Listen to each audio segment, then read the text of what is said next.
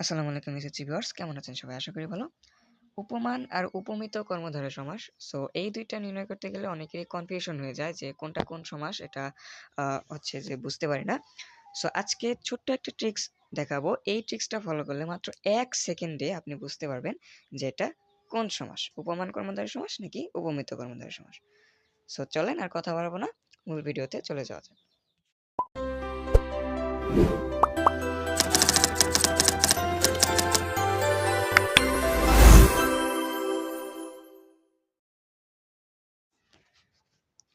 উপমান আর উপমিত কর্মধারয় সমাস নির্ণয় করার জন্য খুব সহজ একটা ট্রিক রয়েছে। সো দেখেন এখানে কিছু উদাহরণ দেওয়া হয়েছে। এর মাধ্যমে আমরা বিষয়টা বোঝার চেষ্টা করি।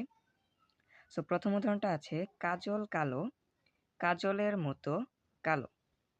আচ্ছা, তো এখন এটা কোন সমাস এটা আমি বুঝবো কিভাবে? সো এখানে খেয়াল করেন যে প্রথমে আমাকে ব্যাস বাক্যের দিকে খেয়াল রাখতে হবে। যদি আমি ব্যাস বাক্যটা পারি।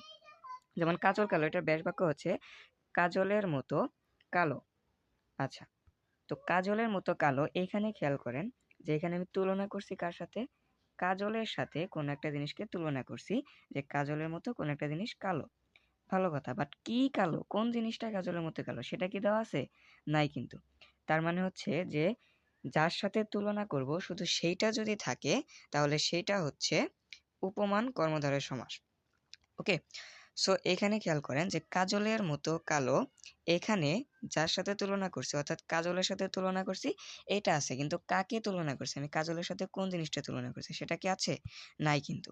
সো যার সাথে তুলনা করব শুধু সেইটা যদি থাকে তাহলে সেটা হচ্ছে উপমান কর্মধারয় সমাস। আর যদি যার সাথে তুলনা করব সেটাও যদি থাকে আর যাকে তুলনা করছি সেটাও যদি থাকে তাহলে সেইটা হচ্ছে উপমিত কর্মধারয় সমাস। যেমন পরের উদাহরণটা খেয়াল করেন, এখানে আছে চন্দ্রমুখ, মুখ চন্দ্রের ন্যায়। আচ্ছা, তো এখানে আমি তুলনা করছি কার সাথে? চন্দ্রের সাথে তুলনা করতেছি। কাকে তুলনা করছি? একটা মুখকে আমি চন্দ্রের সাথে তুলনা করছি। তার মানে আমি যার সাথে তুলনা করছি সেটাও আছে, যাকে তুলনা করছি সেটাও আছে। সো দুইটাই যেখানে উপস্থিত থাকবে সেটা হচ্ছে উপমিত কর্মধারয় সমাস। আচ্ছা, তো এখন কথা হলো যে ভাইয়া পরীক্ষায় তো আমার ব্যাস বাক্য দেওয়া থাকবে না। পরীক্ষায় তো ব্যাস বাক্য দেওয়া থাকবে না, পরীক্ষায় থাকবে সমস্ত পদ। তো সবসময় তো ব্যাস বাক্য থাকে না। তখন আমি কিভাবে নির্ণয় করব, তাই না? তো এইখানে খেয়াল করেন যে এইটা নির্ণয় করার ২ টা ট্রিক্স রয়েছে। একটা হচ্ছে যে আমাকে এই ওয়ার্ডটা দেখে বুঝতে হবে যে এটার ব্যাস বাক্য কি হতে পারে। যেমন এখানে দেওয়া আছে কাজল কালো। সো এটা দেখে আমি বুঝতে পারতেছি কি যে কাজলের মতো কালো, তাই না? এটা বুঝতে পারতেছি কিন্তু। সো এইটা আন্দাজ করে ব্যাস বাক্য থেকে আমাকে এটা নির্ণয় করতে হবে। এটা হচ্ছে ১ নাম্বার ট্রিক্স। অ্যান্ড আরেকটা ট্রিক হচ্ছে যে এইখানে আমাকে খেয়াল করতে হবে যে ওয়ার্ডটা দেওয়া আছে, এই ওয়ার্ডের কি, কি আছে এখানে? এই দেখেন, এখানে খেয়াল করেন যে এই ওয়ার্ডটাতে কাজল আর কালো আছে, তাই না? সো কাজলটা কিন্তু একটা বিশেষ্য। আর কালো এটা কি? এটা কিন্তু হচ্ছে কালো, এটা হচ্ছে আমাদের বিশেষণ।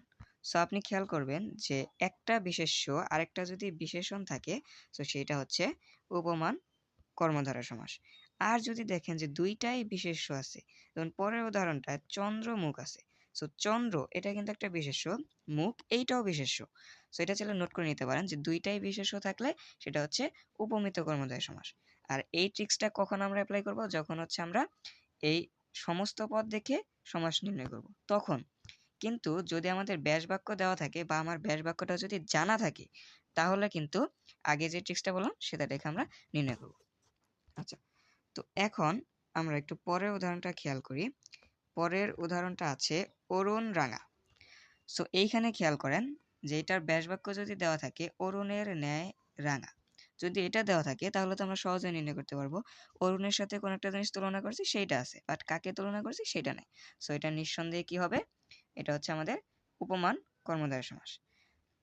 আর যদি এইটা যদি দেওয়া না থাকে তাহলে আমি কিভাবে নির্ণয় করব? এই যে অরুণ রাঙা, এখানে কি কি আছে দেখেন, অরুণ আছে রাঙা আছে। অরুণটা তো হচ্ছে বিশেষ, এটা জানি আমি।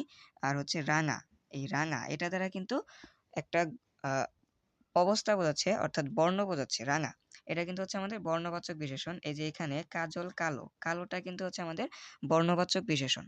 ওকে, সো নবম দশম শ্রেণীর যে ব্যাকরণ বই আছে সেখানে একটা পরিচ্ছেদ রয়েছে বিশেষণের উপরে। তো সেখানে গেলে আপনারা এটা জানতে পারবেন যে বিশেষণ কয় ভাগে হতে পারে। তার মধ্যে একটা ভাগ হচ্ছে বর্ণবাচক বিশেষণ, তারপর আরো আছে অবস্থাবাচক বিশেষণ আরো রয়েছে। সো সেগুলা পড়লে কোনটা বিশেষণ কোনটা কোন বিশেষণ সেটা খুব সহজেই আপনি বুঝতে পারবেন। ওকে, সো পরের উদাহরণটা দেখি। লাস্ট একটা উদাহরণ রয়েছে, পদ্ম আঁখি।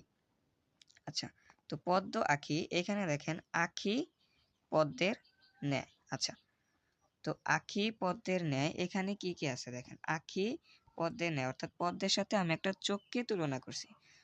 সো যাকে তুলনা করছি সেটা আছে, যার সাথে তুলনা করছি সেইটাও আছে। সো এইটা হচ্ছে আমাদের উপমিত কর্মধারয় সমাস। আর যদি এটা না দেওয়া থাকে তাহলে কিভাবে নির্ণয় করব, পদ্ম আঁখি আছে অর্থাৎ পদ্ম এইটাও বিশেষ্য, আঁখি এটাও বিশেষ্য। সো নিঃসন্দেহে এটা হচ্ছে আমাদের উপমিত কর্মধারয় সমাস। সো এই ছিল আমাদের উপমান আর উপমিত কর্মধারয় সমাস নির্ণয় করার টেকনিক। আশা করি যারা ভিডিওটি দেখেছেন উপমান আর উপমিত কর্মধারয় সমাস সহজেই নির্ণয় করতে পারবেন। সো দেখা হবে পরবর্তী ভিডিওতে। ততক্ষণ সবাই সুস্থ থাকেন, ভালো থাকেন। আল্লাহ হাফেজ। আসসালামু আলাইকুম।